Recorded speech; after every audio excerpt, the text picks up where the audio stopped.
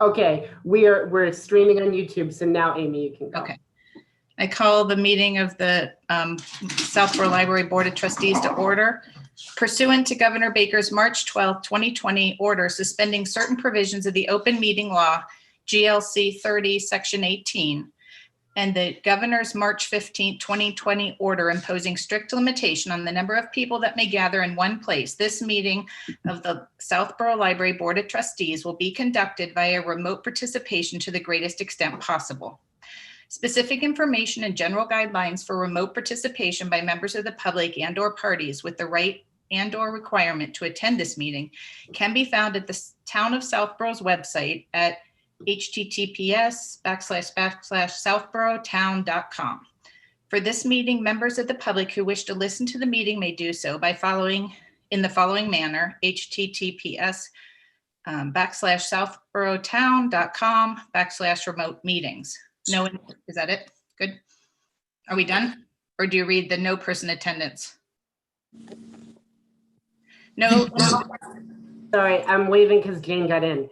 Okay. But you can, no, read the whole thing, Amy, sorry. No in-person attendance of members of the public will be permitted, but every effort will be made to ensure that the public can adequately access the proceedings in real time via technological means. In the event we are unable to do so, despite best efforts, we will post on Southborough website an audio or video recording transcript or other comprehensive record of the proceedings as soon as possible after the meeting.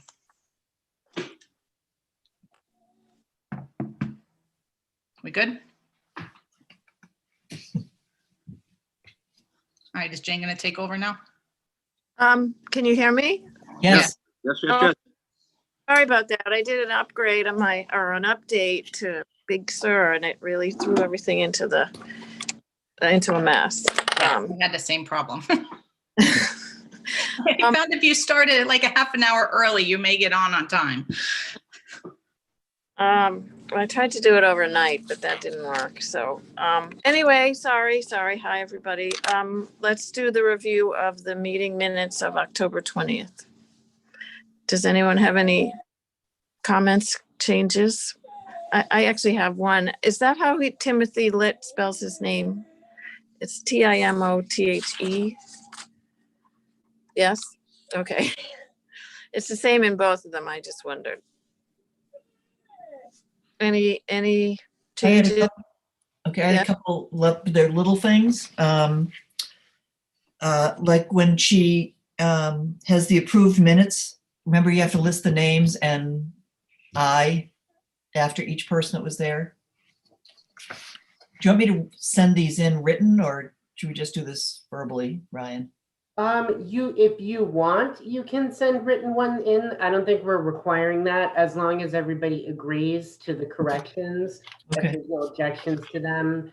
What you're raising is more of a logistic issue with how they should be written. So I don't think that you need to do that. Okay. Another tiny thing, just under guest present, she's inconsistent in her use of semicolons. So she has like Mary's name and then her title, and then there should be a semicolon like she's done up above. Then Sam Stivers, Board of Selectmen, and then it should be a semicolon. Yeah. Okay. She does the same thing on the next minutes. Okay. Is there anything? Is that it? Also the on item 6, she lists that David and I went to the meeting on October 15th. I actually went to the meeting on October 5th. David went on the 15th, but I think she could just say attended the first meetings of the thing and not worry about the dates. Okay. Does it matter? Do you think it should be more specific, Ryan? I don't think it matters. It's up to you. Just use the 2 dates and say Maney and Eckberg respectively, and that'll take care of it. That's good. Okay. Is that it? For me, yeah. Okay. Anyone else? Are we just doing the 28th or are we doing? Well, I think we're That was the doing 20th, right? It was 20th. the 20th. Okay. Does anyone want to move to accept the edited minute meetings from October 20th? So moved. I'll Second, second. All in favor? Well, I think you have to individually, right? Okay, Kimberly, Aye. David, Ekberg, aye. Janet, Aye. Amy, You're muted. she's muted. Okay, Jane Davis, aye. Amy, unmute yourself. She's nodding. Is that good enough? Okay, Aye. Yes. thank you. All right, so the minutes are accepted as amended. How about October 27th minutes? Kind of edits, Janet? I still have just the semicolons. It's Mary Bosso, project manager. It should be semicolon. And Timothy Litt, Southborough resident, semicolon. She has one up above, be after Ryan, so she just should be consistent. Okay, Otherwise, fine. I have a comment on number 2 in there. It's saying it would bring the balance of the state aid funds down to approximately 42,000. I thought that number was closer to 52,000. So I think that should probably be changed unless I have that number wrong. I can, if you give me a minute, I can verify that. okay, Yeah, I think our balance was like 61.5. And if we subtracted the up to 9,000 that Marguerite had mentioned, that would bring us down to 52,000.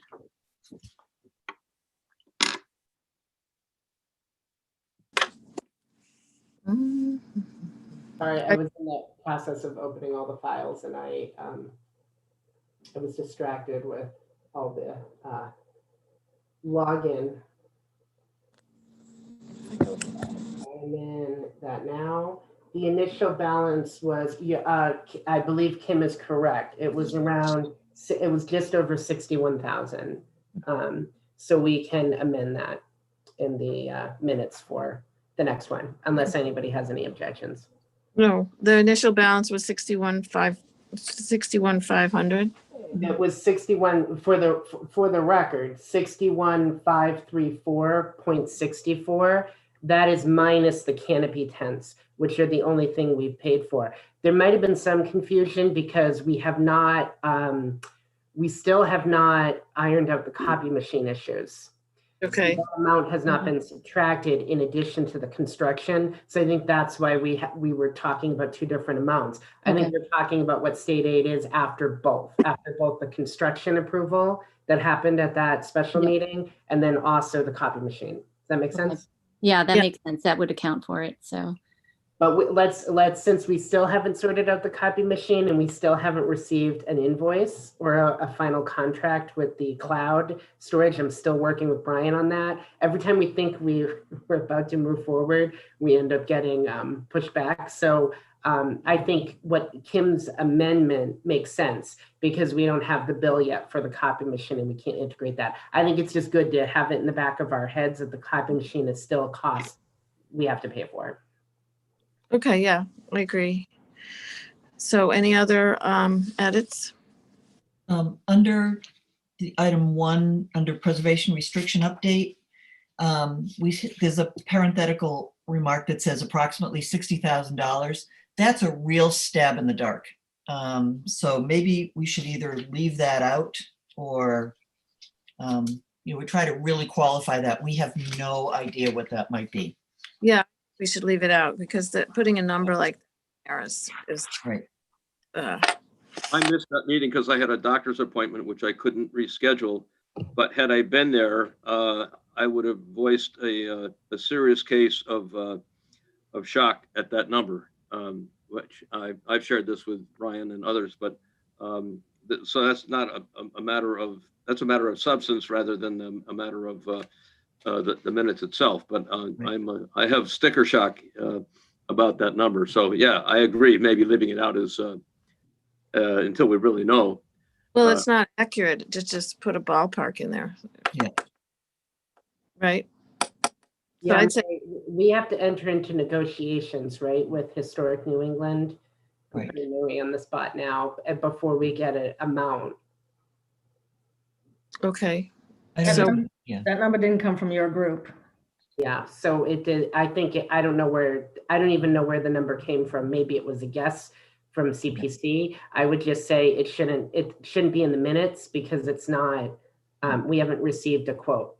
So, or we haven't had a. We're nowhere near it, right? Yeah, we're, that's light years ahead. So, yeah, let's So- take, okay. So by saying this, when she looks at this, she'll rewrite it and then resubmit it to us? How does that exactly work? Since we're- so sort of the way that we're doing this is Marguerite is actually doing the edits for the minutes. Okay. So, it's not Val who does it. So a lot of I will share with her, Janet's suggestion on the semicolons for consistency, just so moving forward, we don't see sort of the same formatting. Mhm. But sometimes a parenthetical is a note to me. And so because she has a question on the minutes that she wanted clarification from me. So it's possible the 60,000 was a note to me and that she was asking if that should go in. So sometimes you'll see those or they'll be in bold and they'll have a question mark in a parenthetical. That's a Ryan, can you clarify this? So I try to catch all those when I'm going through the minutes, but I must have missed the preservation. Ones. Yeah, we don't want those in there. A little provocative number. I agree. Okay, so can somebody move to accept the minutes as amended for October 20? So moved. Second, Kimberly Reagan, Aye. David Eckberg, aye. Janet Maney, Aye. Amy Asdani, Jane Davis, aye. So the minutes as amended are accepted. Okay, let's go on to direct. So since Mary has been patiently waiting, I'm gonna Oh. immediately defer to go to the, I promise I will report on things right after Mary does her update on the facade restoration project. Okay. If that's okay with the board. That's fine. Yeah. Mary, hi. I sent Ryan a little report, but it was only an hour ago and he can forward that on later. There's some couple progress pictures attached to it. So basically, the coping stones have all been removed. Those are the stones that sit on top of the parapet that goes around the roof. They've been stored on site. And the roofer has removed all the aggregate, which is the small stone that holds the membrane down. The roofer has then loaded last Friday, as Ryan told you, the crane came in and about 4 or 5 hours, they loaded all the material to the upper roofs. All the insulation, the membrane, the glue, everything they're gonna need is up there now and stored safely. So they will start to strip one side and put the material down, then they'll move the material over and do the other side. It's kind of a little hopscotch that they play, but they want the crane to come once and get everything up there they need. They have started the parapet repointing. They've had 2 masons on site grinding out the joints and then they'll go back and put the new mortar in. The, let me see what else I could do. Oh, the front stair treads, that's the big one right now. So the front stair treads have been removed. They were numbered and stacked. There's three sets, so a left, right, and a middle. And those are all stacked and they've started to remove the brick arches that were under there that were supporting the steps. Basically where you saw the joints of the left, right, and center, there were brick arches and those had pretty much outlived their life. So they'll be going back in with the recommendation of the structural engineer with some reinforced concrete masonry units and they will have, they'll be packed solid when they're done.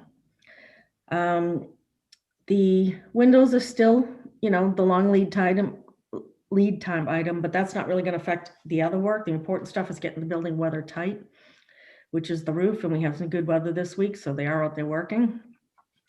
And then I'm working on the flashing. They're getting the flashing completed above the parapet and below the coping. So the coping will sit on a flashing that will keep the water from going down into the building.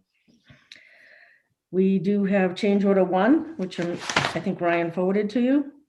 It has we added some additional masonry pointing that wasn't in the original scope, but after getting up there and seeing the condition and getting a favorable price, we voted to go forward with that. Then the additional rebuilding of the front steps, where we found footings in there, that saved us a lot of money. Originally we owned 4 footings, but we didn't realize the bricks were in that poor shape. And the structural engineer has also requested or instructed the contractor to dowel the steps together so that they're not just sitting on the piers with a mortar joint. They will actually have dowels and pins connecting them together.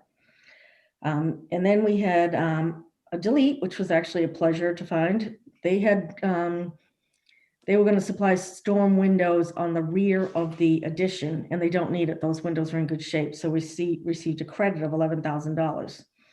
So all said and done, we've spent, the change order was for $24,068. Our original contingency for that, for the historic building, was $113,000. So we have about $88,000 left. So we have a healthy contingency. We did find some additional broken glass, a couple panes that will have to be added in, but that's small money, but we should correct that. So other than that, they are on schedule. We have had some rain. We've got some more rain next week, but they've been able to work in the light rain on the stairs, but we don't want to open the roof. I know Ryan had a leak the other day at the same place where we've had leaks. And I did address that with the contractor to make sure it's weather tight. That wind was that we had extremely strong winds and extremely torrential rains. So hopefully that was a one-time fluke. I don't know if there was any damage inside, Ryan. Ryan? A ceiling tile got. Ceiling tile, okay. Yep. So John had called, you called John, he called me, I called Scott. We all got it done. So that's where we are. Are there any questions on the project? What's going to fill up what is now the airspace underneath the granite stairs when they get repositioned? The same thing that was there before, only a different material. It would be a CMU block instead of a brick. Okay. And you used the word dowel before. I assume that's, like a piece of rebar? It's similar to it, yeah. Okay. Yep. And they just drill into the ends of the stairs and dowel together, yeah, to make them monolithic, basically, and then connect them to the cheek walls, because right now they're just kind of sitting, which is how it's been done historically for years, and they've been fine. But as construction moves forward and codes improve based on past events, like the earthquake we just had a couple weeks ago, they learn to do more things to them. So I actually have a question. Yep. If that's okay. It's sort of half to you, Mary, and half to the board, which is, so Mary just went over change orders that have come up. So those are within the project budget amount, the bottom line we had approved for the project. There has been a question in the Thursday morning meetings about who should review and approve the change orders. Should that be me? Should that be Janet as the library trustee representative? I believe you as a board need to decide. I think logistically it would be difficult to try to do change orders by calling for a special meeting and having you guys approve that. You may have to do, like we had 3 different change orders, right? We had a credit, we had the additional, well, the things Mary just went over. I'm not going to try to do it from memory, but we had 3 changes and then we just summarized them. So I do like the idea of summarizing them in the meeting so you guys know what happened. And I would say I'm fine with reviewing the change orders. I will be asking for Janet's feedback in the meeting about whether or not they sort of make sense. I am also very comfortable with you designating Janet as the person who approves the change orders. So it's, or we can, I think we can give the ability for Mary to do it, but it's, so this is sort of a discussion for you guys to have and what you want to decide.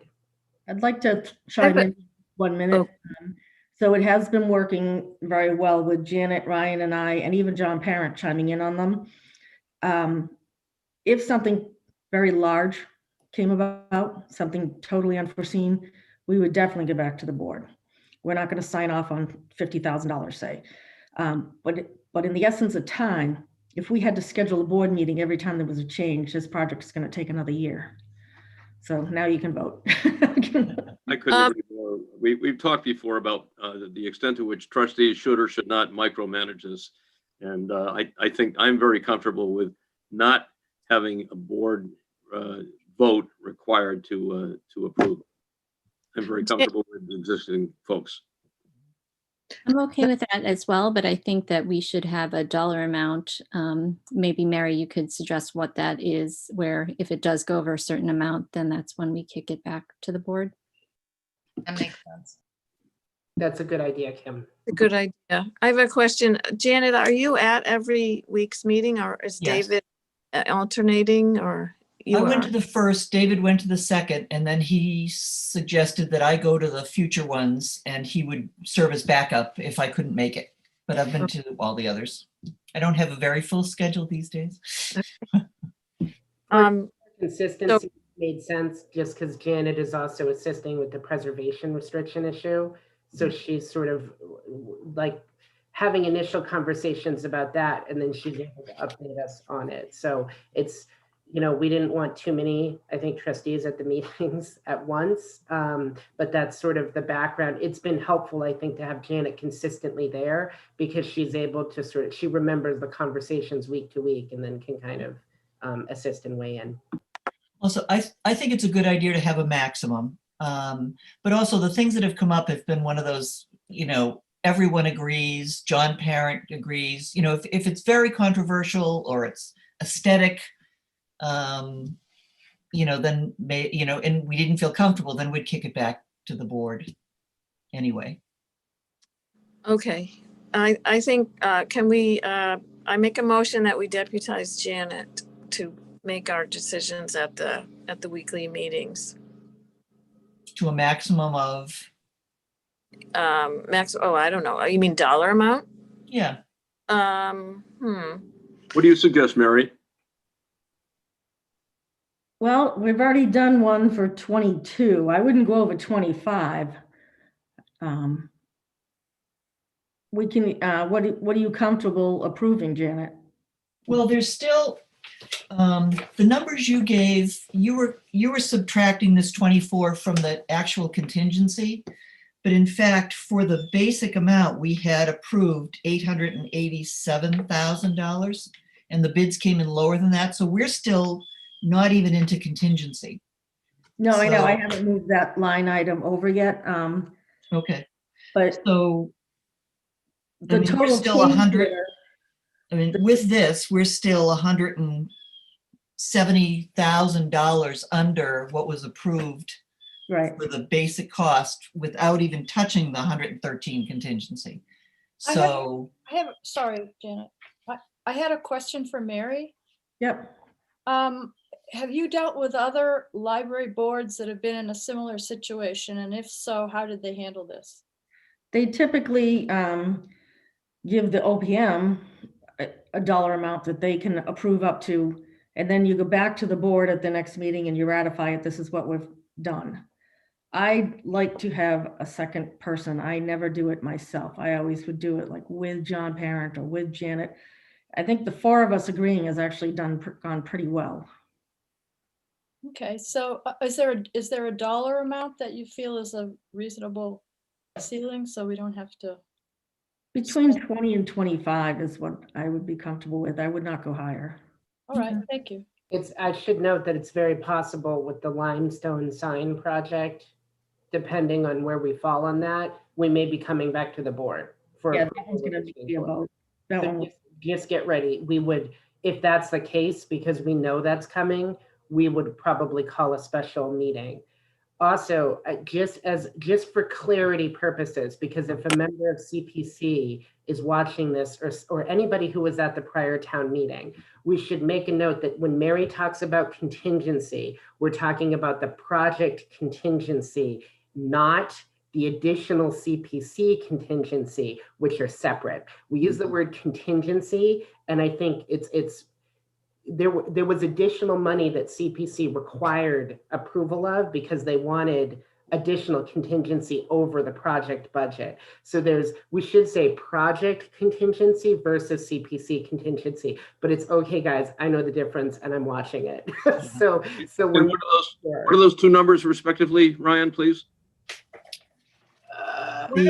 Brian, why don't we put together an updated budget for the next meeting? You and me? Okay. Yeah, so why don't we give you guys an updated budget for next meeting? I like what our project manager just said. Okay, good idea. Marguerite, I just noticed you're here. Why don't you take over? Oh, Jane, are you enjoying it? You could stay since you started. I didn't start well. I wasn't there. Oh, well, that makes two of us. Okay, I guess I can sort of. Do we want to move on this? Do you want to follow up with this motion to have a $25,000 ceiling that anything over that the board, it needs to come back to the board? Is that what we're saying? I should also, sorry, just before you make a motion too, any change order that goes through, Mary, correct me if I'm wrong, also needs to be signed by Marguerite because she was designated as the signatory. So you kind of have some checks and balances here as far as the board. Janet could approve anything under 25,000, but any change order needs to also get signed off on by Marguerite. Is that correct, Mary? Yep, that's the way we've been doing it. The two board members are looking at it even if it's below 25. And then if it goes above that, we would have to come to the board or call a special meeting. Okay, so that sounds reasonable. I guess the issue is, do we need to vote on the 25,000 ceiling? Okay, I move that any expenses on this project over $25,000 be referred to the board for approval. Any changes Any, over 25,000? any changes, or, okay, explain that one to me. Well, versus, I mean, we're spending money that's already approved for specific things. We're saying if there's a change that is more than $25,000, it would From come the back to the original, board. from the original budget, Yes. change from, explain now, okay, now I retract what I just moved. Explain to me what's happening. Well, because there's still hundreds of thousands of dollars to be paid that's already approved for specific things. So I don't want to say we'll come back to the board for every $25,000 expenditure. It would just be changes of 25,000 or more. Okay, so in other words, any overages of $25,000 or more. Right. Okay, so I move that any overages of $25,000 or more on the original budgeting be referred back to the Board of Trustees for approval. How's that? Did I do it right, Gina? I second. Okay, all those in favor, who've we got? Trustee Davis, Aye. Trustee Ekberg, Aye. Trustee Landry, aye. Trustee Maney, Aye. Trustee Reagan, Aye. Trustee Asdani. Okay, the motion passes unanimously. Did anybody Also- second it? Sorry, Did anyone second it? I Jane. did. Jane Okay, did. great. Also, as a point of clarification, we're not talking about a change order within the original scope of the project. Mhm. So the change order needs to still be within the original scope of the historic facade restoration. Oh, right. So I want to also be very clear on that, and Mary can follow up if she needs to say anything, or she can give a thumbs up. But we're not talking about doing additional construction work that wasn't part of the original scope of Right. what we quoted out. It's for unforeseen conditions, like they owned resetting the stairs and the walkway, but they didn't own replacing the brick that had deteriorated. So that's still, they need to do that to finish that scope. So that's where the contingency, it gives us enough money for that, not seeing what was underground. And there's always something. Yes, The project. that's why you bid it. That's why you add that in there. There's always something. Anyway, thank you, Janet, Ryan, and Mary for keeping your eyes on this, and it's very exciting that it's actually getting done so well. And I think what we just did is simply to prove that the board is keeping oversight, just to make sure on the off chance things would get out of control, which they're obviously not going to do. So anyway. We will also, even if the amount is below $25,000, we will report on any change orders in the monthly meetings. So you guys will get notifications of any change orders that happen anyway. We just will need to call a special meeting if it's over the 25K. So. Yeah. That's good.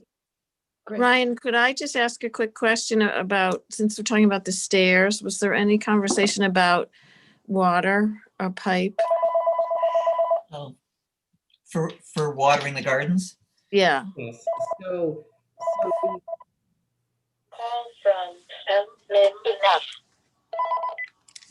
Sorry. that's okay. So Jane and I had a brief conversation with the woman we're working with as the consultant for the garden grant, who also is doing the garden programs. Her name is Kate Donovan from Blackstone Valley Veggie Gardens. No relation, I like to say. She's another Donovan. We met with an irrigation specialist. I did confirm, Jane, that he was more looking at irrigation for the entire lawn, not just the garden areas. And I believe he and Kate, I don't even think Kate is gonna work with him to submit a quote, because they didn't seem to reconcile the page they were on. Okay. But I talked to John about doing irrigation outside with the water. He says that it can just as easily be put underground beside the stairs versus under the stairs. And Mary, I brought this up at the construction meeting, so Mary can back me up. Mary and Janet can back me up on this. And that was really, I think they said it's just as easily done outside of like if we wanted to do it beside where the staircase is, that in some ways that's easier. Okay. No, it just seemed like the stairs are wide open. Now might be the time to talk about it. Yeah, well, we did address it. It didn't seem to be a big deal. And we were actually kind of surprised that a municipality was considering irrigation. That seems to be going the other way in most municipalities these days. Oh, okay. Well, we did get that large grant. That's why. That's the only reason why. Yep. Okay. All right. I am meeting with Karen Galligan this afternoon, hopefully, if she has some time. And that is on kind of a list of things that we're talking about. So including the story walk and the installation of the solar powered bench we got the grant for last year. And also because Freddie is I'm working with Open Space Preservation and Freddie on doing a native plant garden. So we kind of have a long list, but Jane, I'm adding that to the list and that's towards the top. So don't worry. All right. Sounds good. Good. Where are we on the agenda? We're not at director's report. Oh, okay. So we finished the library facade restoration project update. I think so. Okay. So, Mary, you don't need to stay with us unless you have an overwhelming desire to sit in on the rest of the meeting. I have a lot of things to do, so I appreciate that. Have a good day. Okay. Thank you so much. Bye, Mary. Okay. I'm Mary. Thank you. So let me, it doesn't seem like a big director's report, but it sort of is. I'd like to look at the FY22 budget as its own entity following my initial sort of director's points. But as far as the FY21 spending, does anybody have questions? Oh, that's right. I have a question for Kim Regan. How did you feel about the notes in the expense report? Did I do okay? I feel like I didn't see them. How did I miss that? Oh, you may have to download the file and view it in Excel. I didn't see it either, so I thought I had done that. Let me try and open it again. Now I'm wondering if I sent you a file that didn't have notes.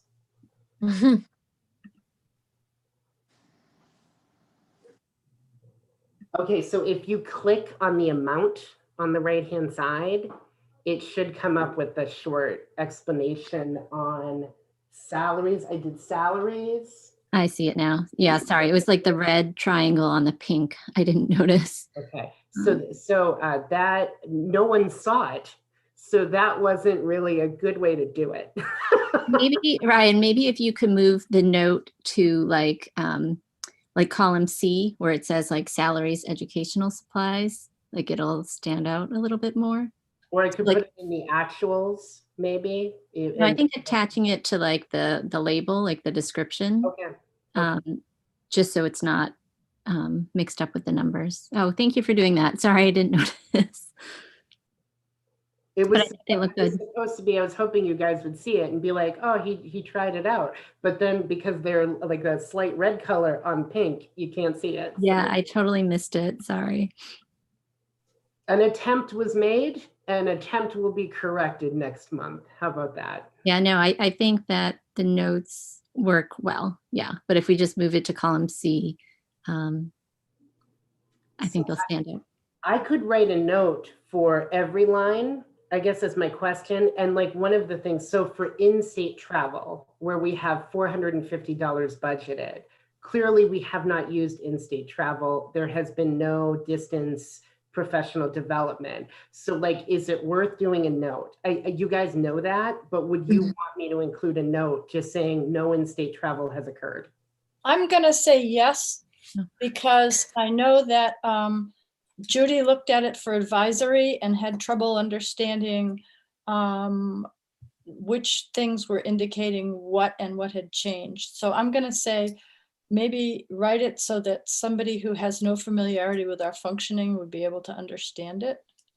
And Judy, I should say, Mrs. Butts did give me that feedback as well. And so I did include, you saw with the revised, and I'm sorry, you only got it yesterday, but I included a memo which broke down almost the majority of, I think the only thing I didn't include was in-state travel. So because again, it's pretty clear.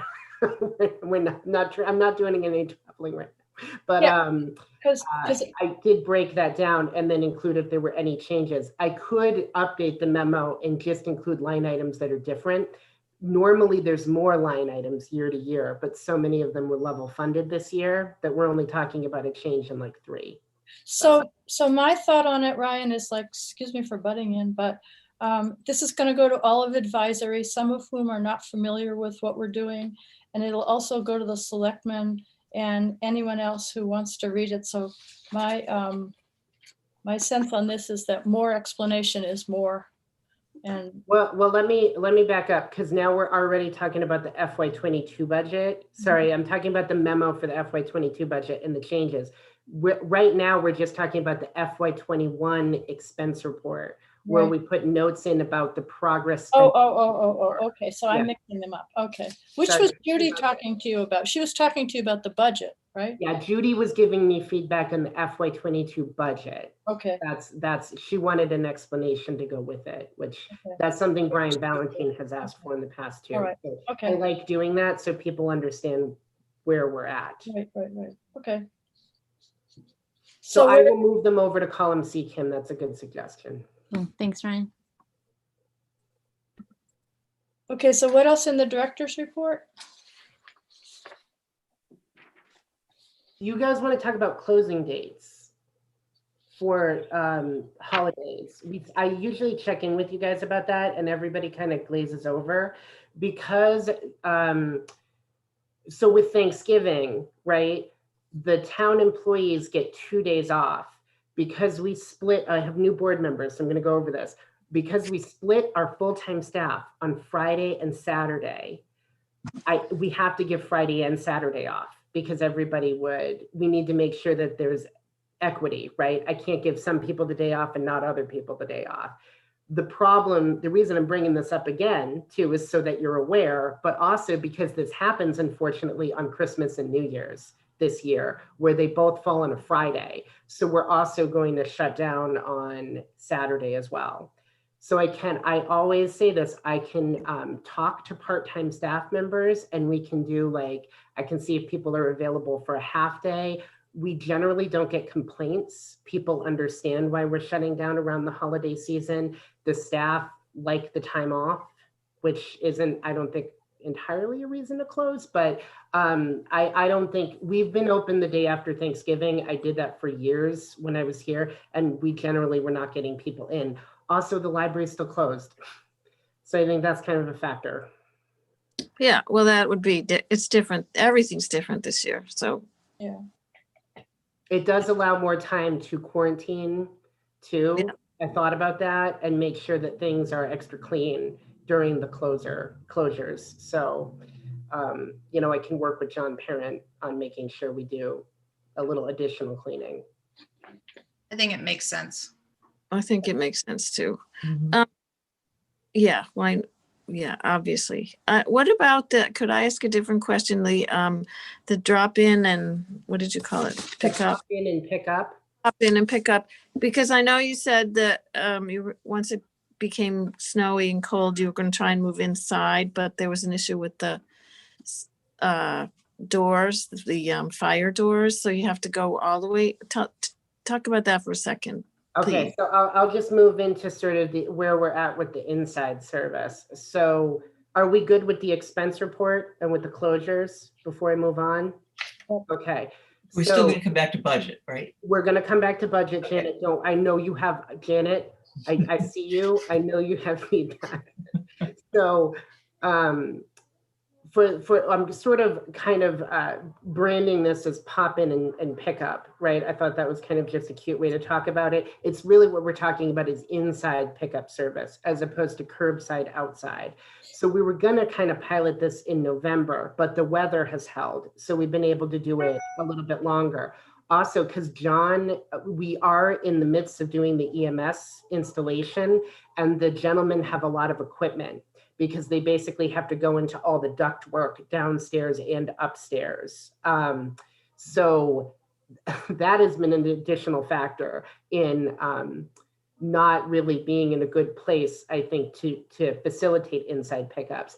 But in advance of this, I had a meeting a couple weeks ago with Chief Achilles, who's our emergency management team director. And so he talked I thought we were going to be able to set up tables leading to the door. The chief informed me that I cannot do that because if you recall, when you enter the library from downstairs, there are fire doors, which are a few feet in. He said nothing is permissible to have in front of the fire doors. So we can only start having tables after the fire doors. What the general idea is going to be is people enter through the parking lot entrance. They then are going to hang a left once they get to that sort of like teen room or non-ADA teen room entrance, which is where the sort of the very narrow hallway is with the janitor's closet. And then they'll be out sort of in that little mezzanine that leads to the teen room. The teen room door will be closed.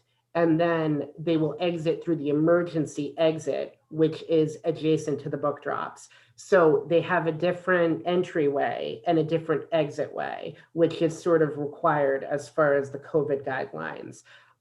Patrons will have to open and close the doors respectively themselves. We're not going to keep them like ajar or open during the winter. Because that obviously it's the winter and we don't want to be heating the outside. So, Right.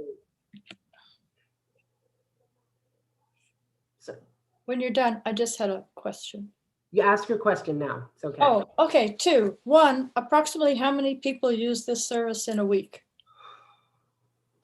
250, 3,000? It averages between, I would say, 200 to 300 people a week. Okay, and At the is there, at the moment, okay, so it may get worse or less, but anyway, any thought to using a different building? I have not had discussions with anybody about that. The logistics of receiving the delivery here and then trying to do the pickups at a different location, especially since we'd have to drive the pickup somewhere else, Yep. would be, I A think, mess. Okay. difficult. All Is right. my initial reaction to that. I know that the senior center is also looking at ceasing a lot of their pickup activities that they've Okay. been doing in the Alright. driveway.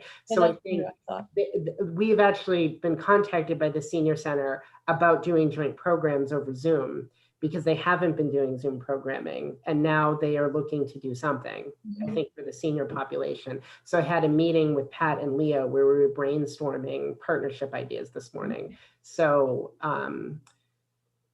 I think a lot of this is just the logistics of, we also haven't received feedback from the town as far as opening anything up. I think because the numbers are getting bad again. Yeah. They've only gotten worse since the last time that we spoke, last month, that I don't think the town is looking to open up any building. other buildings. No, because if somebody came through and they were infected, you'd have to sanitize the whole building, which would be expensive. And the other part of it is, how could you do contact tracing if 10 people have come through in a day to pick up books and one of them tests positive? Well, people do still have to make appointments to do the pickups because the items have to be pre-checked out. So Right. we do, I mean, in a way, because we're doing it by appointment, we're Yeah. technically doing contact tracing by default, and we could contact those people if we needed to, Right. if there was an issue. I don't really like the idea of calling it contact tracing, but we are making appointments with residents who would then have to come in and pick up their books. I'm now having weekly meetings with the staff where we're working out the logistics of doing this, and we're very much in the initial stages. But the first conclusion we came to is that we're going to have to limit pickups in a way that we were not doing when we were doing outside. So it looks like between maybe like an hour block, we're looking at 10, maybe 15 maximum. We can fit one of the Eaton tables in the hallway, and we can have 2 wheeled carts. We can have another table that is in the mezzanine level outside of YA, next to the door exit. That's it. It's too bad we can't do it like a drive-through window. So Kim and I talked about the logistics of doing that. That was Mhm. also part of the discussion because Kim has the walk-up window. So people who, we are coming up with, if there would be criteria where people for some reason couldn't come in the building, where we could do some sort of contactless version out through the window of children's. But we're going to run into the same issue that we would with the doorway, which is the window will need to be open while this is occurring. And then it does put the staff in a position where they would be within 6 feet. They just would have the window as the, we wouldn't open the window all the way, but it would have to be wide enough to put the books out. So we were looking at like maybe some sort of plastic tub where we could put the bagged books in there and we could hand it out to the patrons. But we would have to make sure that everything fits, like the tub fits within the window, the Right. books fit in the tub. So again, I'm boring. What about just open, somebody says on their phone, I'm here now for my pickup. Somebody at the children's room opens the window, sticks the bag out on a table or something outside, shuts the window, and then the person picks up their order and goes. We could attempt something like that. I think as doing the inside pickups, because we're only going to be limiting the downstairs, it's going to be very limited if people can come in. Like you heard the footprint. We can't do it. I will say we can't do pop in and pick up while we still have our secondary point of egress completely closed. So the stairs need to be done first. Yeah. That's the other reason for the delay. So the construction has unfortunately delayed the potentiality of that. Yeah, So it's not ADA compatible if we have to use those stairs. but it is okay for staff to exit that way in case of an emergency. You're correct. It's not ADA, so we can't have patrons come up that way. We can't make that the only place, but we can make it a place where staff can leave if there was an emergency. Any concern with wandering if you let people come in the building? So that is the other component which we're trying to work out in our weekly meetings. We would have to have a staff monitor who would be at the end of the hallway next to the water fountain in children's. So the problem is that creates enough of a barrier, right? It's way more than 6 feet. But if patrons wanted to communicate with that person, the staff member would have to get up from their sort of designated spot, and they would need to, we're going to have to cordon off the floor. We're going to have to do it with tape or with those 6 feet circles so that we know exactly that everybody's distanced in the way that they need to. So it's going to be kind of a lot of work. I'm not going to sugarcoat this for letting people in a very small part of the building. But that's the only way we can see it, because the hall, our problem is the ramp that leads to the children's room is too narrow. That's what the chief said. We can't set up tables there, and I can't just have a staff sit there, because we'd have to set a little table up. So Kim and I have already talked about doing shifts. We can bring a laptop out there, and there are things that we can definitely work on in the hallway. And then we can just make sure that patrons are not, that they haven't forgotten that the rest of the building is currently inaccessible. Forgotten. Yeah. Preclude people going up the stairs. We will need to look at purchasing stanchions. So I'm in the process of pricing those out. And I may come back with a request, because we didn't budget for stanchions. So Ryan, when you're talking about all of this, are you talking about just for pickup? Correct. Okay. Why can't we just leave it outside? Because you put the things out, the staff doesn't stay out there for hours. They go in and out. So good question, Janet. Part of the logistic issue with doing it outside has been at 4 o'clock. It now gets too dark outside for people to see the bags, which was an initial problem we encountered the week after. Buy those little lights that you string along the edge of the tents. We have no outside power source in order to plug the lights in. So that is another added. Brian, what about the safety light that goes on for the parking lot? That should do it. It just seems to me that this is it's an enormous contortion to get people into the building to pick up a bag. Okay. That's what it seems like to me. So Well, also you can get those little things that are solar powered. We have them out in the cul-de-sac in front for a little entertainment area the neighborhood's put up. I asked Karen about that. She said that they're expensive. It was so I'd have to ask. I'll ask her again. I haven't talked about when snow happens, which it will, because we live in New England.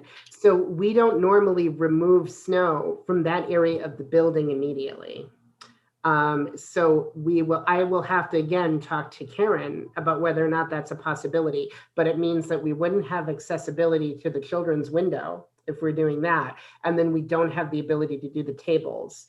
So that is an added issue, is that we'd have to shut down the pickup service altogether if we're entirely doing it outside. Well, Also, the other part about crappy weather is the paper bags can get enclosed in big plastic bags. That's not a problem. I'm just really concerned about having to sanitize the whole inside of the library should somebody come wandering through and not get caught, or even just come through to pick up and turn out to be positive. I mean, it just seems like that would be an awful risk at this point. That's just my feeling about it. Yeah, I like outside better too. Yeah. I have had, and I understand your concerns and I share them, I echo them, but I will say that I've had many, many, many conversations with my contemporaries in other communities. And what they're finding is that a lot of people are not coming in, and that I have talked to people who have shifted from curbside to inside pickups, and maybe this is to our detriment. They're not finding that as many people are comfortable even just walking into the front of the library and Absolutely. picking up. So Yeah, absolutely. You're right. Kim and I have also talked about how to broach that. Do we look at sort of the window pickups as an alternate? If we can have a table outside, do we keep doing that? Kim has given me feedback that doing too many of these things at once is going to be too complicated for patrons, and also really too complicated for staff to communicate to patrons. So part of my work, I would say, in the next month is trying to simplify this as much as possible and trying to find the best possible solution. I would say, I don't want to say solution, the best possible situation for patrons to pick up. I do think right now the pop in and pick up sort of idea, I know this is hard to digest. It was hard for our staff to digest at first too. I think that if the temperatures are below freezing outside too, and there's ice, I don't love the idea of the staff having to go in and out, in and out, in and out of the building, which is what we're doing right now. So I'm worried that it's a safety issue from that, but that is also something I can talk to John about as far as making sure. Well, that there's also ice melt. You can just keep buckets of it there and, we- and maybe buy big umpa boots for people to slip on and off to run in and out, because that stuff can really ruin your shoes. And, just that you keep by the back so the library staff can just pull those on. And maybe also just put some kind of plastic bins that have a drawer that put things in case it starts drizzling and the bags go in there. I mean, You guys go in and out a lot too. Couldn't you just decide on 4 blocks or 3 blocks and they go out at 10 and 12 and 2, and then they wouldn't be, I know they're really great about, running them out when they're requested, but they don't have to be necessarily if that's going to be an issue. So the way we originally set it up was blocks of time. And that was, we tried to be flexible with patrons as much as possible. But I think as we're going into the winter, especially since we've had to cut out almost an hour at the end of the night, we are having to be a little bit more structured in how we're blocking patrons off and picking up. And I will say that almost everybody, I can't say everybody, I can't say 100%, but almost everybody has complied with this, and people understand why we're doing it earlier, because we've explained that the change in the lighting outside is affecting it's also just logistically, you got to remember, we set up the tables every day and we do all that. So trying to bring the tables in the dark was a problem. But Ryan, the rest of the town buildings are not open, correct? The townhouse is not open except by appointment? Correct. I mean, the rest of the town buildings are shut out of caution, and I'm just really leery of opening the library up. If there's a humanly possible way to get the books efficiently to people who want to pick them up without having people come into the library building. That's all. That's just where I can't speak for the rest of the board. It makes me nervous to have the staff exposed and other patrons exposed when things are, the infection level is spiking right now. And it just seems like there must be a way to get the book safely to people. If it is the will of the board for us to maintain, I'm planning on maintaining curbside pickup at the moment as long as we possibly can. This is more of a plan for if we have to pivot to inside because of freezing temperatures, because of snow. I'm also open to, if we have a really bad snowfall, typically the library, there were times that the library closed for the day. Maybe we have to look at the curbside pickup service the same way. If you guys don't think it's the right time to have this conversation, or we want to check in again in a month, I don't think we're going to have to, I don't think we're necessarily going to have to be doing inside pickups before the December meeting. So I might come back and have a different opinion on that as we're progressing more and more towards the winter. But if you want me to, it sounds like generally the board wants me to maintain curbside pickup. Is that correct? I think so. Maybe you discontinue all the meetings about indoor pickup for a month. So don't waste time on that, and see if we can't come up with something to maintain it outside, like the drawer or through the window or something, so it's not inside with all those complications. So Okay, so are people out there with the books, or do you just leave them there with the bags for people to drive by and pick up? Do you have a staff member all the time?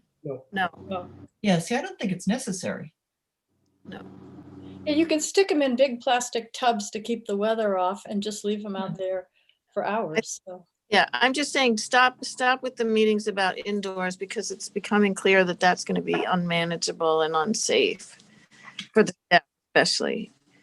I have spoken with reps from the MBLC, And this has happened a lot with, it's happens a lot with smaller libraries, I would say in Western Massachusetts, but there are libraries that really have to communicate that the physical limitations of their building are preventing people from coming in. And I would say, I didn't know we had that whole area of the fire doors that were not going to be available for pickups.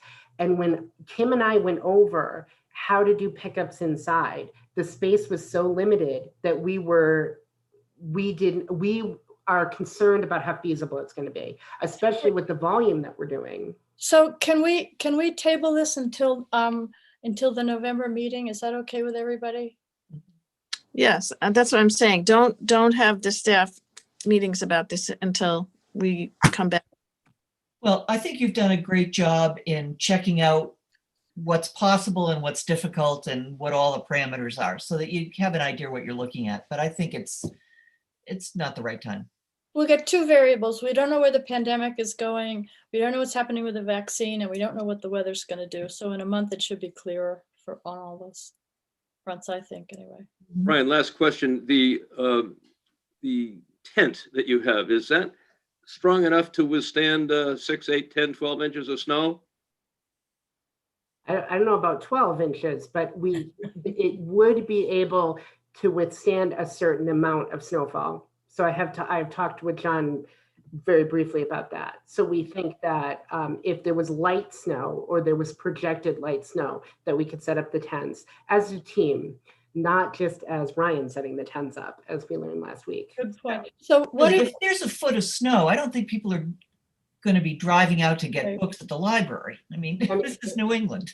Right, I will that's say if the okay. snowfall occurs overnight and the snow has not been removed from the front, the staff would be able to work in the building and they'd be able to reschedule pickups, or they'd be able to schedule pickups at a later date. But I just want you to understand that we may have to, if there's snow there and I can't get the snow out, then we would have to shut down curbside for the day. We'd have to look at some sort of, or we could see if there's a way to feasibly do it in the parking lot. Again, if we're talking about a lot of snow, sometimes snow is over ice. So Right. I'm more erring on the side of caution, I think, than, because I don't want Okay, anybody so- getting hurt. So I think let's table this until the November meeting, and everybody think, December. sorry, where is my head? Okay, table it until the December meeting.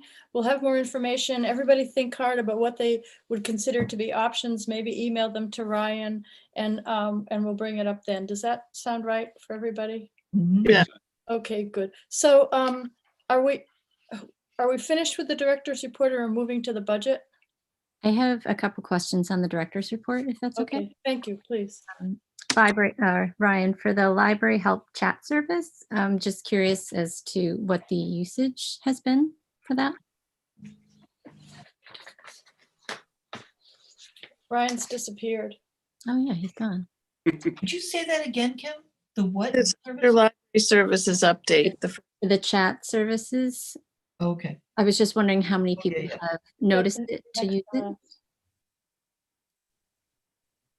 Where did he go? I apologize. Facilities is here plexiglassing the upstairs desk. And I told him I was in a meeting, but I guess he forgot. So I just had to talk to him really quick. Okay, so you wanted an update on the chat service? Yeah, Yes. So right now, including myself, there are 2 other staff members who are trained in the chat. CW Mars is holding a network-wide meeting to talk about implementing the chat service. They're going to use Hopkinton as an example. We have come up with some advertisements about chat, and we are talking about, right now, we kind of have a beta of having chat open and available on Thursdays and Fridays. We are kind of, the people who are staffing it, including myself, are experimenting with having it on more than that and seeing if we are getting chats, but we haven't really advertised it as a service yet, Kim. Ryan, can I interrupt just briefly? For people who may watch this, can you give like a 2-sentence description of what this service is? Sure. So it's called Library Help, except the E in help is a 3. So it's a platform that during the, I would say that the the statewide shutdown of all libraries, that CW Mars looked at sort of discount consortium purchasing, and there was money available at the end of our fiscal year, so we purchased it. We did not, we opted in as sort of a consortium benefit, but we had to pay a couple $100.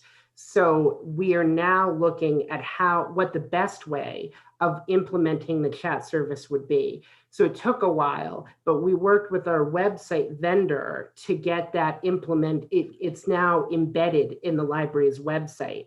So if you go to the library's website, you will see need help, or like, what does it say? It says like, have a question, ask a librarian, something like that, to that effect.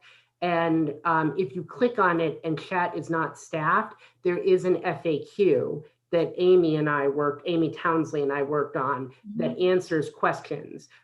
If somebody is logged into chat, so a staff member is staffing chat, then they get a live person. And we say chat, it's basically instant messaging. So if somebody will like send you a message and ask you a question, and then you can refer them to the correct place to do it. So like we have had a couple of people who've utilized the service, even though it hasn't been widely advertised. Somebody did want to do a curbside request through the chat. So the library was open at that point. We ended up taking the titles, but referring them to the staff member that was open. A lot of times it's referrals. It's asking people to call. It's been PIN number changes or library card issues or authentication on databases. So there also is a way for one staff member to transfer a chat to another. So like, let's say Mariana was staffing chat and there was a question she couldn't answer. She can call me if I'm here or send me an email. I can log in and she can transfer the chat over to me, and then I can help the patron. So that's also a feature we just figured out how to utilize. So the vendor sent some confusing information. It took us a while to kind of go through everything. And then it took a while to embed it on the website. But I would say we're like probably 85% ready to go.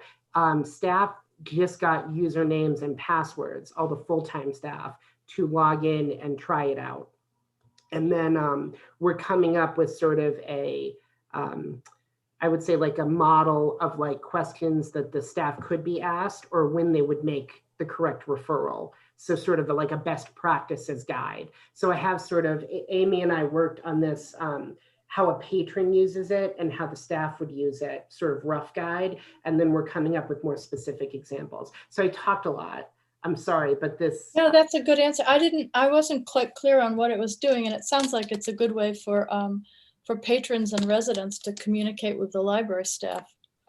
Part of the rationale of getting this was if the library does experience a shutdown, or let's say that a staff member did test positive and we had to close down for 2 weeks, is that I could advertise on social media or on the library's website that even though the library is not open and that staff aren't physically in the building, you can chat with a staff member and they can try to help you through an issue. So that's great. Yep. Okay. So we don't know how much, in answer to Kim's question, we're not quite clear how many people are using it yet. We have had a total of about 5 chats, I believe, from non-staff members. Staff members are kind of, I don't want to say playing with it, they're testing it. So they will send an active staff member who's attempting to staff it a question, and then they're kind of seeing the functionality of it. So I'm hoping that the meeting for CW Mars is going to be recorded, and then I can distribute that to the rest of the staff. We are going to pilot this as a service that we're going to be asking patrons to use in December. So that is, the target is kind of December, because we had a lot of new databases. So I'm sort of parceling out advertising. So you're not getting all the new stuff that the library is offering at once, but chat is kind of next. It's even ahead of some of the database offerings that we just added. Sounds great. Yes, it's been effective. So. Okay, good. Great, thanks for the update. The only other question I had was about the grant you're applying for financial literacy. So based off your description on it, it looks like you're hoping this will fund wireless hotspots and electronic access to consumer reports.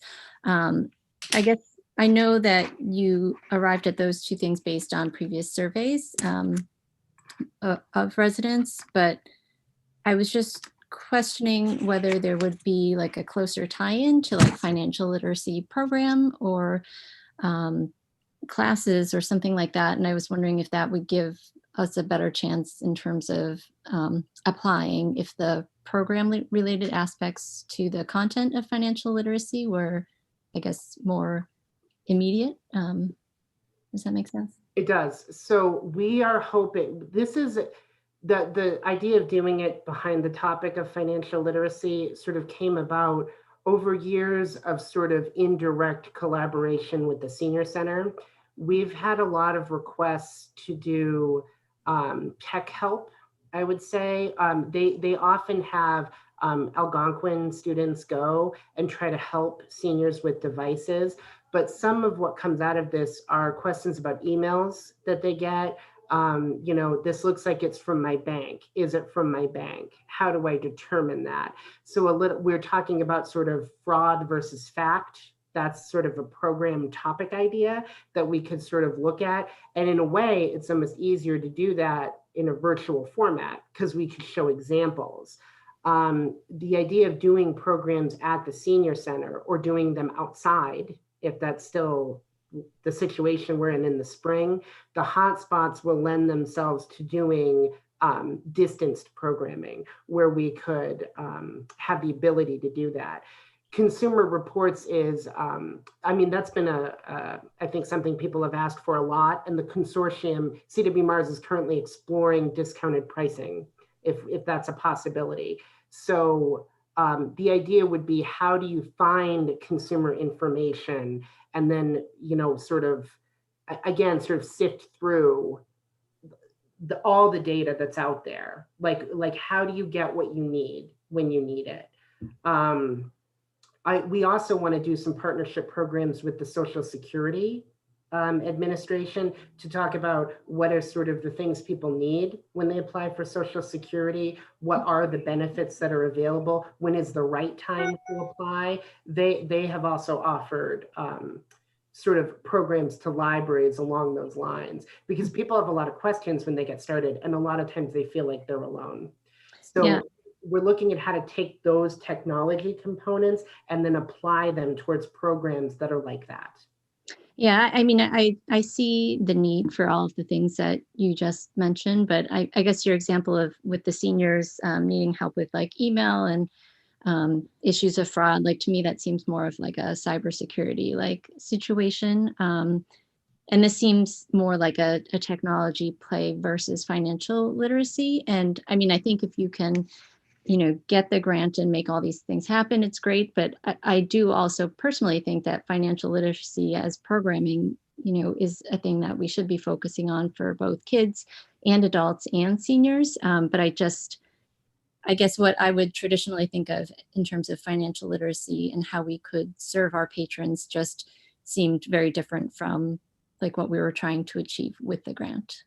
So those are just comments. I sort of agree, Kim, and I thought financial literacy is also something that most 15-year-olds need a little help on too. If you want to bring in the teenagers, the tweeners, whatever, credit cards, banks, pay, blah blah blah. There seems like a lot that that wouldn't be bad for the teen room to be dealing with either.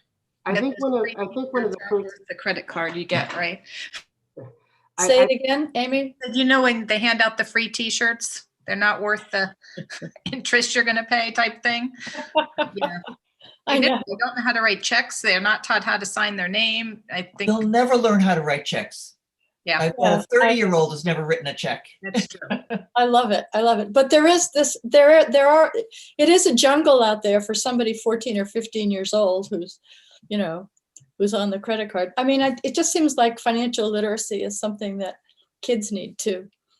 So I think one of the first lines in the grant is that our aim is to do cross-generational programming so that we can talk also about like Janet just said, there may be high school students who have never written a check before, but there may be senior people who have. And so I was really looking to make the library, again, the library is closed, but I'm hopeful for a day when we'll be open again and we can afford programming like this where patrons can learn from each other. And I think financial literacy, you know, kids have a lot of skill with technology, sometimes that seniors lack. And that's a very generalized statement. And then there's also sort of life experience, I think, that seniors can potentially bring to younger generations. But more than that, I do think I can tell you that when I got my first job and had to get a bank account, that was intimidating. And how do we kind of demystify that process? What does it mean to get a credit card? Should you have more than one credit card? Those are questions, I think, that are valuable for younger people. And how do we best answer those questions? So kind of to your point, Kim, I think we can find speakers, and I think we might be able to even find people who would do this at low or no cost. I was looking at how we could use the grant money to help support some technology initiatives that might make this a little bit easier. If you have ideas or you have other applications for the funds, and this is not just to Kim, this is to all of you, please send me those ideas because I still have a couple weeks that I'm working on this. And honestly, the more ideas that you have that I could integrate into the grant proposal, I think the stronger it's going to make that application. So please, this has already given me some ideas, I think, to add. So, you know, definitely any inspiration you have, send it my way. How about student loans? Yeah. we could have a whole month. We have 1,000 people sign up for that. Well, and also not just obtaining credit cards, it's responsible use of them. Yeah. How to check your balance online to make sure that those debits you're charging aren't exceeding the thing so that your mother gets an emergency notice weekly. Can that happen? Like I do think with every one of my kids, yes. I think it programs with snappy titles too, like why it's a bad idea to declare bankruptcy, like something like that, you know, like why you wouldn't want to do that, like what are the effects? Because I think people have heard these general concepts, but then they don't know sort of the background and why it's a bad thing, why when it's a good thing. I mean, but you know, so sort of going from there is that's my intention, Kim, is to kind of demystify a lot of this for different age groups and demographics, but definitely we would look at teen programming as a component too. I was gonna say they had one at one point, it was like the $100 hamburger or something, and showing how when you charge your $2 McDonald's burger and don't pay it off, it ends up being 100. I think that would probably be, you know, things like that. I agree with My you. daughter didn't realize that if she didn't pay off her full balance, the next thing she charged started getting charged interest instantly. Yeah, I think people that, don't know that.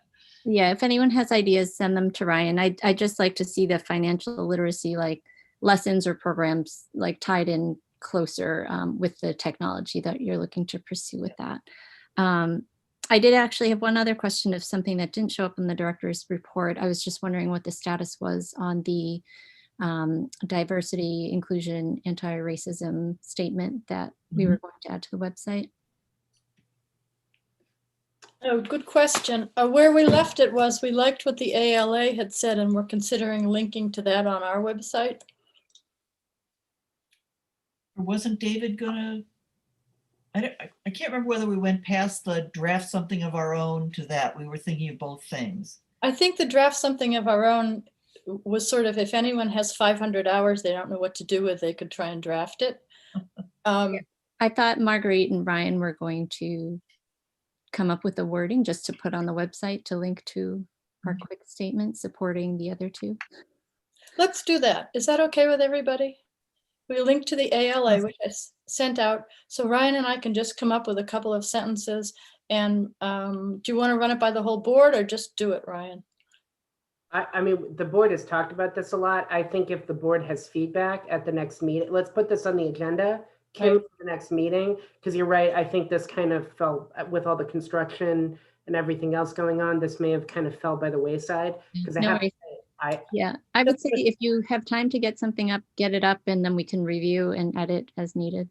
next Okay, time. so let's do the, I agree, Kim, 100%, and thank you for bringing it up. So Ryan, you and I can draft a couple of sentences, put it up on the website with a link. And then in the December meeting, if there are any thoughts about changing it, we could change it then. How's that? Is that all right with everybody? Yes. Everybody's sending me grant ideas. I would say if you have diversity inclusion ideas, send them to Marguerite and then she can compile them. And then is that okay with you, Marguerite? Yes, but I think actually, I think the ALA did a beautiful job and it's lovely. And all we have to do is we say we strongly support the American Library Association's position on diversity and inclusion and racial justice, period, link. Yeah, I agree. Okay, You And don't there want me it to post the full ALA statement? do the link, Okay. unless you guys want the whole statement up. I think the link's enough, although I'm finding out that people are confused by links. All right, link the whole, then do the whole thing. Done, diversity, racial inclusion and racial injustice, right? Racial justice. Okay, we just wrote it. And then it'll go up. Okay, no, I'm just finding out that people don't quite get the idea of links, that they need to click through them. Okay, so do we want to put up the whole statement? I think that's a good idea. All right. All right, Ryan, I'll talk to you as soon as the meeting's over and we can do it. How's that? Okay.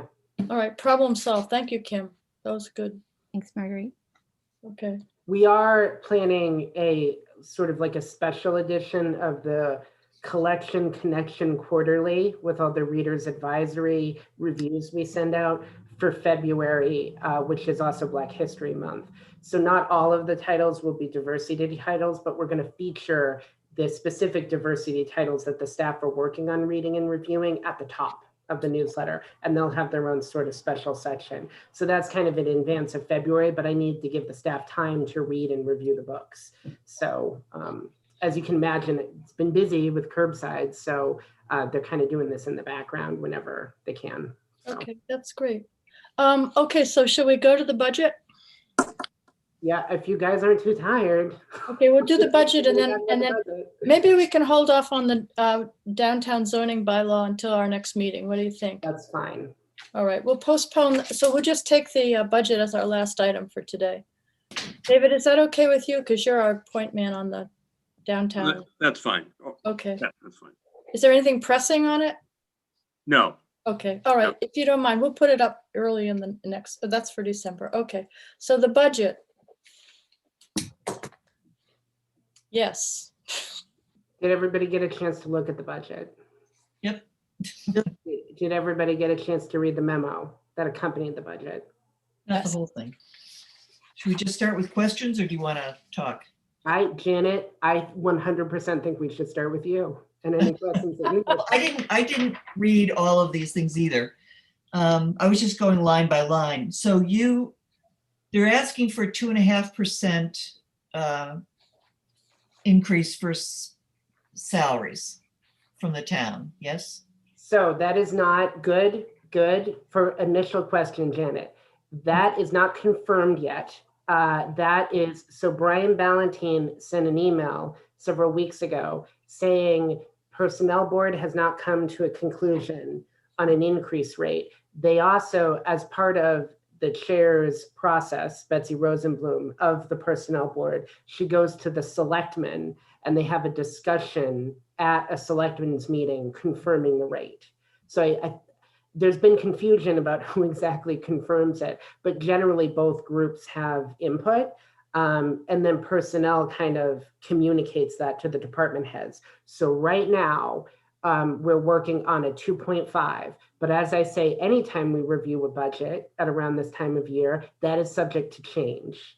So overall, I should say, if we just took the personnel increases at 2.5 for all of the staff, we're looking at about a 2.1% increase for the whole library budget right there. Okay. And in your amount for part-time salaries, are you, I'm just thinking of how nice it is having your person do the minutes. Yes. Will this allow that to continue? Yes. Okay. Are you budgeting that as a separate thing, or are you just thinking in between other things you're gonna slide it in? We are integrating that into her current schedule. We have had, so it's Val, we should just say it's Val, and she'll watch this meeting. So hi, Hi, Val. Val. So Val and I have discussed this. I can give her time if she's staffing the teen room to do this potentially, especially, I mean, the library shut down, which is why we're having virtual meetings, which is why we can have Val do the minutes, right? So we should start there. But Val can either do this as remote work or she can do this in the teen room downstairs. So she's actually already compiled minutes both ways. It's easier for her to do it at home. So I would afford her virtual time and she tracks her time doing it. So like for the special meeting, for instance, it took her 2 hours to watch the meeting and compile the notes versus 3 hours. This meeting, because it's going to be probably around 2 hours, is going to take her longer than 3 hours, probably. I would assume she's going to watch the meeting and take minutes and then write them up. So, But in other words, yes, Val is integrated into the yeah. budget. And then- So okay. Val is budgeted at 9 hours. We can definitely afford time weekly to allow her to do the minutes. If you would like me to increase her hours, I am open. This is your space to discuss that. We did take part-time hours out this year because Chris McGinn moved over to the IT department. He was budgeted at 4 hours weekly and his pay rate overall was higher than Val's. So we could restore those hours and give them to Val. That's a possibility. Val is budgeted right now this year for 15 hours. So there's a lot of flexibility right now in the amount of hours I can have her work on minutes, but that's through this fiscal year, through FY 21. So Ryan, here's my question. Say Val gets more hours this year. When the library opens again, then what? You'd reduce them? You'd leave them the same? What would happen? We'd leave them probably the same. Okay. I only have one other question at this point. So there's that percent, you mentioned it again, thank you, because I always forget what the percentages are, that there's a, by state law, we're required to spend a certain portion of the budget on educational materials. 16. Right. So, but your books and materials has gone down. Are we allowed to use the print and electronic subscriptions monies towards that? Yes. So as a point of clarity, it is not a state law to have we call them educational supplies, but the book budget, the materials budget is really what the MBLC refers to it at. The direction from the MBLC is that communities of a particular size should budget this percent on materials. For a community of over 10,000 people, which Southborough now is considered that. I think we're like at 10,034 people. So as of the mid-year census, we're now a community above 10,000. So we used to have to budget 19% of our materials budget on, 19% of the overall budget on materials. Because we're over 10,000 now, it's 16%. So there's a big difference, as you can see, in that rate. What we did reduce the overall book budget. Typically at the end of the year, I've had to pull some of the book budget into overages for electronic databases, especially if we add new materials. So to answer your question, Janet, because I just talked a lot, the answer is yes. The subscription costs, so print periodical subscriptions and electronic database subscriptions count as a material. It has to be something that's accessible by library card holders. So to a certain extent, we can add a little bit of money that the Friends contribute towards museum passes. That was about $1,500 last year because they opted not to renew most of them. But that is only sort of an addition. You really should have 16% of your overall budget. So if you add those amounts, you will see that we're budgeting more. Yes. So it looks like I reduced the book budget, But really what we're talking about is an effort to kind of balance the budget a little bit more, to be transparent about the amount of money that we are contributing towards electronic resources and try to make those costs very clear. That said, I will preface this with, that is a jump from 10,000 to now almost 19,000. And that is mainly because we've added a number of electronic resources, which are in addition, and I put the 4 most prevalent. Hoopla and Canopy kind of don't count because they're going to be taken out of the regular book budget because of the way that they function, right? We get a monthly bill based on usage at the end of the year.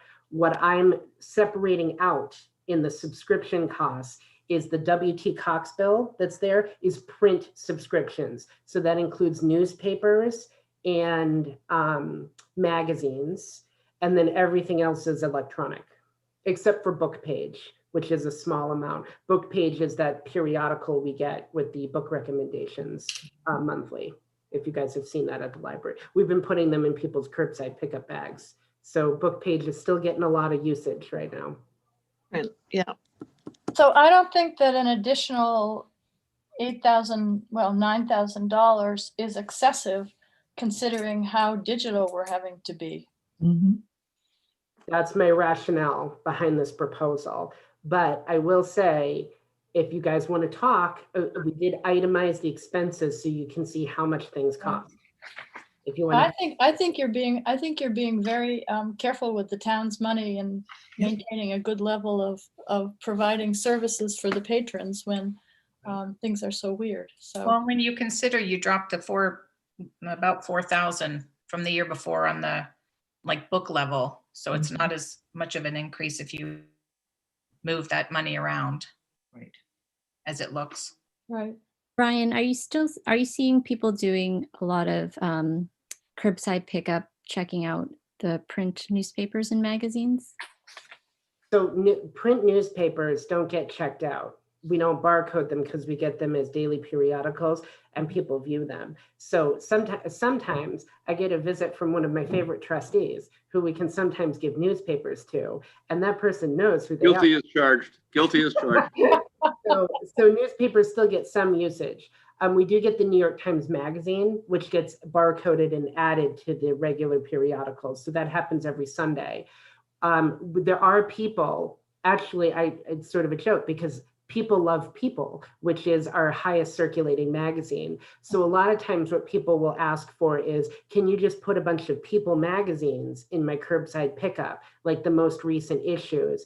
And a lot of times we're finding it's for women who are trying to give something to their husband to get them to read. That has sort of been the number one thing, but it's across all generations. It's older people have asked for magazines, younger people have asked for magazines, and we are kind of trying to let people know if they ask about resources they can check out, that magazines are checkoutable. But the circulation has been higher than I would have expected at this point on magazines. So the line item for WT Cox, that's 5,186. Does that account for digital magazines and print magazines, or print only? Print only. And I should say some of my subscription numbers are based on prior year bills. So WT Cox is an estimate. It's based on last year's amount. Typically newspapers and magazines go up. So we're hoping there isn't a significant increase. What I can tell you about Newsbank, which is our Massachusetts newspaper one, another person dropped out of the consortium. So there's 5 people left. It's us, it's Westboro, Shrewsbury, who organized the whole thing initially. I'm sorry. So Shrewsbury, us, Marlborough, Westboro, and Auburn. That's it. So the projection for next year has already gone up $1,000 from when I submitted the budget. So that's money that we would either have to make up, or we'd have to take from another resource, or we'd have to take out of the book budget. So question, Ryan, how many newspapers and magazines are not being read and are just thrown out unread? Well, we keep up to a year's worth of periodicals for annual subscriptions. We go probably about 4 months for weekly ones.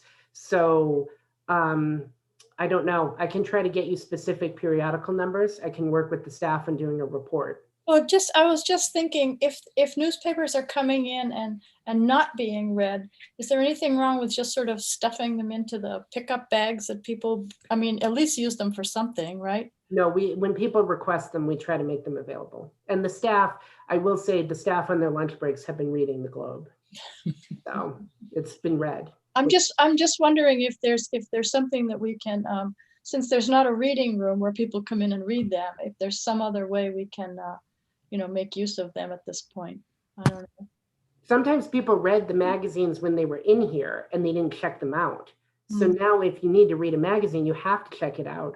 So that's why I think the circulation numbers are a little tricky to look at, because I think people often like to grab a magazine and read it when they were in the library. Now they have to check it out, which is that's my perfect scenario, because now we sort of have numbers on people who are using them. That's what we want. So. Yeah, I just think it's something we'll have to keep an eye on, especially as things have changed with the library physically being closed. And, I just foresee in terms of budget, like WT Cox is 27% of the subscriptions. I'm not saying get rid of people's magazines, but if people are using them and we can justify that, that's fine. I think that probably going into this budget cycle, because we are increasing the electronic resources so much, which I think is completely justified, especially given, the climate with COVID, we'll just need to make sure that we're also, on the back end, looking at the reporting and being much more cautious about justifying each of these carefully. I will say, as part of the Newsbank subscription, the 5 remaining members did decide to add an additional, I think it's called a digital view of Worcester Telegram and Gazette. I'm trying to remember exactly what it's called, image version or something. So you can actually view PDFs of the newspapers. We got Worcester, the bill for the Worcester Telegram after we got all the other WT Cox bills this year. And just to renew the Worcester Telegram and Gazette was $1,200 out of that 5,000 amount out of WT Cox. So I think what you're going to see, Kim, is we don't get a lot of requests in person for the newspaper, for that particular newspaper. I think we're going to discontinue the print subscription, and we're going to highlight that we have it available online, because now this is odd. The online version for us is cheaper by almost 1/3 than the print cost. So we can save that money. And then I can make up some of the difference for the Newsbank increase next year. So I do kind of look at these things year to year, and I kind of try to plot out. But I think finally, if there's one silver lining from all of this, we have a digital audience finally. We have people who are going to use us online now, and they've continued. That hasn't sort of subsided. So I think, if we can make a newspaper available online and we have the option to do that at a cheaper cost, why wouldn't we take advantage of that? Yeah, that's great. I think Do we it's, have the option for magazines and things like that? Because they're getting so thin now. It's almost, Even the Globe is very thin. Yeah, Overdrive does allow digital checkouts of magazines. So I'm also looking into that as well. Okay, just curious. Okay, Kim, what were you going to say? no, I just think it's great that we stay on top of, the changing ways that people are using our resources, just so that we're, spending our money wisely. Thanks, And Ryan. responsibly, I think, too. What I will say is you have been nice, Kim, and you haven't brought up what you brought up last month about the statistical reporting. And thank you, because I'm still working on that. But I have, Carol Logan has offered to help me, and we are trying to come up with a format.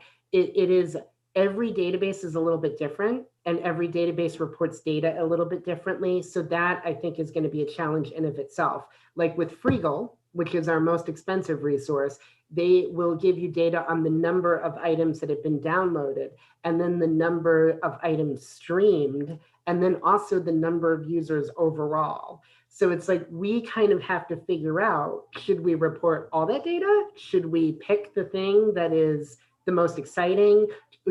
I really think it's important to be consistent month to month in our reporting. So I might ask you for feedback as we're Yeah. putting that together. I mean, if you have whatever you have compiled, feel free to send it to me and I can help you build a dashboard that, makes sense to view everything and, in one picture that will help us make decisions going forward. Thank you. Okay, that's good. Any questions about programming? Our usual bugbear? I did get a suggestion I was going to level fund that as well. And I got a suggestion to maybe put in enough money for one additional program, which I thought was a good idea. Okay. And it was from somebody in this group, but they don't have to come forward. So, Ryan, just another way to look at programming going forward, since we do have so many kind of digital subscriptions, like, is there a different way that we can run programming?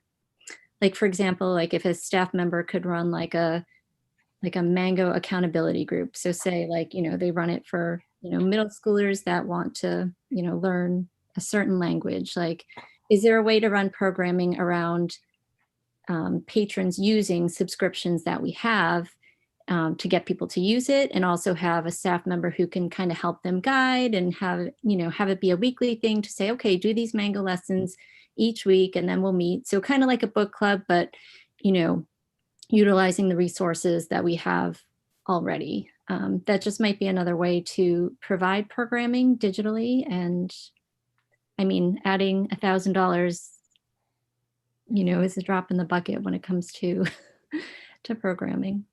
it's the annual budget is for 1,000. We're only going to add 200 next year to the 800 we currently have. So we are what we're finding in the creation of the LibGuides, which I kind of check in whenever it organically comes up, but we've been able to compile a lot more LibGuides than we had last month, which is great.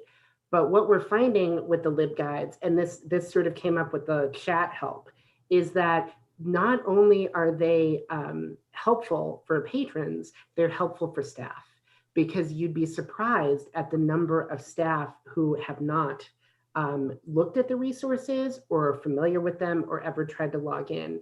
And part of this is we do have a heavy amount of paraprofessional staff here. Technically, Kim and I are the librarians, right? So we would be kind of the reference librarians who would run classes that are similar to this. So I'm trying to get people excited about the electronic resources. And I'm hoping, Kim, that the end result is exactly what you're suggesting, is to see that if we could have staff members who get excited about a resource, who want to highlight it, and then could adapt some sort of programming component. And we could also use the LibGuides in conjunction with that. So then people have something to refer to. They have a staff member that they work with. That is sort of, I think, the end goal. But like with all things, it takes a little bit of time. That sort of happened with the ancestry, with the genealogy club, didn't it? Yes, There was- I thought about doing like maybe a weekly highlight of a data, like not weekly, a monthly sort of just, this is ancestry. We now have enough e-resources that I could pick a different one every month for a year and do some sort of like highlight evening. It's just, I will say, kind of going back to a point we made last month, we have not been getting a great response from virtual programming efforts, in particular with younger people. I'm trying to highlight the garden programs, and I've really tried to overly advertise those so that people are aware of them, and we're making sure that people beyond just Southborough know that they're available and they can do them. We're still getting like an average of about 10 registrations for the garden programs. And I know it's the winter, so people maybe aren't on that wavelength, but I'm also hearing this from my contemporaries in other libraries, is that they're offering virtual programs and they're not getting maybe as much interest as they were in the summer. Is that sort of Zoom overload is still prevalent? Well, maybe the idea of languages and, bored out of your mind at home, learn Spanish, that kind of thing might be worth trying to see what happened. Even though you can't travel there for the next few years. Yeah, right. Everyone's sick. Oh, God. Anyway. Well, listen, I think that's wonderful. Are there any other budget questions? Because we're coming up on 2 hours, which is a lot of a lot of concentration for There was a everybody. lot to talk about, though. Yes, there So has I'm been. sorry. Did you need a vote on this, Brian? Yes, so because I mentioned that ClearGov system, so I think I'm officially 13 days late. I keep getting reminder emails from the town accountant and from Brian. So if you guys need to approve a draft budget, so I can send that to Brian. And then the next step is to talk with Brian about the budget proposal. And then if the town administration has feedback, we're not really done yet. They will have feedback. I will come back and give it. I have heard, I think through and I don't know where advisory is going to fall in this. We do have a date to go to advisory, which is Wednesday, December 16th. And I believe their meeting is at 6:30. If members of the board can attend that meeting, I think it's December 18th. Is that correct? Yeah. And then December 17th is our regular meeting. So this would be a double duty week. So I apologize about that. But we could have a regular meeting. And then if any members of the board can come with me to advisory, the entire board came last year. And I think that was very powerful for advisory to see. And I always have a good time going to advisory and talking about our budget. And Janet remembers. Oh, yeah. So, December Okay, 18th is a Friday. yeah, so it's 16th, sorry, 16th. And the 15th would be the third Tuesday, I think. Yeah. Sorry, my dates are all messed up. Okay, so the 16th at the 16th at 6:30 is advisory, and we would do well to appear. I'm gonna move, unless there's more comments people want to make, that the Board of Trustees accept the draft budget dated November 17th, 2020. Second, Okay, in favor, Trustee Davis, or against, Trustee Davis. In favor. Okay, Trustee Eckberg, Aye. Trustee Landry, aye. Trustee Maney, aye. Trustee Reagan, Aye. Trustee Yazdani. Aye. Okay, there it is, passes unanimously. You've got it, Ryan. Okay, I will submit it on ClearGov and I will just let Brian know. Brian hasn't seen the memo I compiled for you guys too. And then I'll make sure that Judy has all the budget stuff ready to go. But we'll automatically have to have a discussion and change the budget if personnel board decides on a different rate. So I will reach out if I hear about that, and then we can either do it in the monthly meeting, or if there's a time sensitive issue, I will ask you guys to meet in a special meeting. Okay, that sounds Thank good. you for approving the budget, and thank you for your thoughtful questions. I was expecting a lot more about electronic resources, but I do think we are like I think it was Marguerite said, we're definitely more in an electronic sphere now. And I think it makes sense to do the investment in that arena at the moment.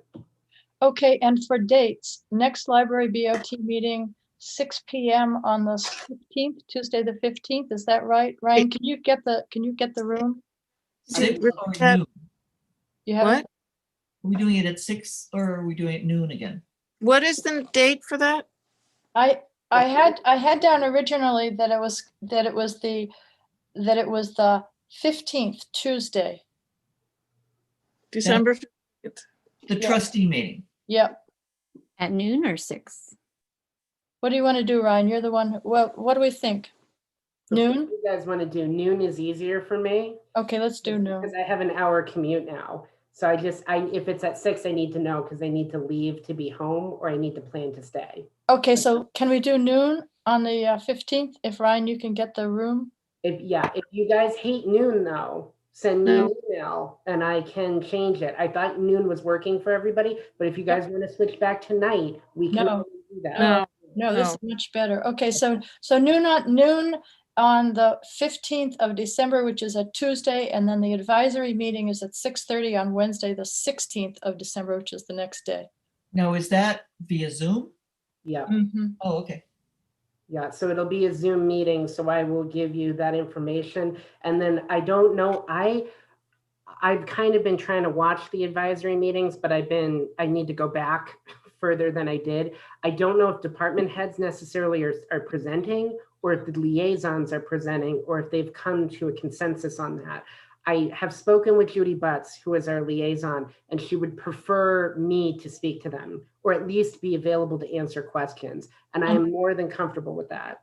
I would be very surprised if they didn't want the department head doing the presentation. I will say, Janet, there's a different makeup of advisory this year than any other year. And I'm not saying that that's not one way or the other. Maybe I should watch a meeting. Yeah, it is. I know Jason Malinowski is on advisory now, and he's on the capital planning committee too.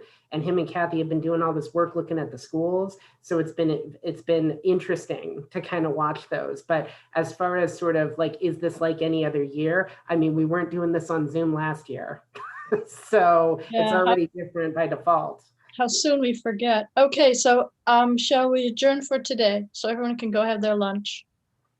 Okay, I move that we adjourn. Do I have a second? Second, Okay, all those in, well, no. Trustee Davis, Aye. Trustee Ekberg, aye. Trustee Landry, aye. Trustee Maney. Aye. Trustee Reagan, Aye. Trustee Estani. Aye. Okay, thank you, everyone, and Happy Thanksgiving. happy Nice job, Ryan. Thanksgiving, whatever it ends up being, right? Okay, take care. I'll come over for the globe, Brian. Okay. I could bring you mine.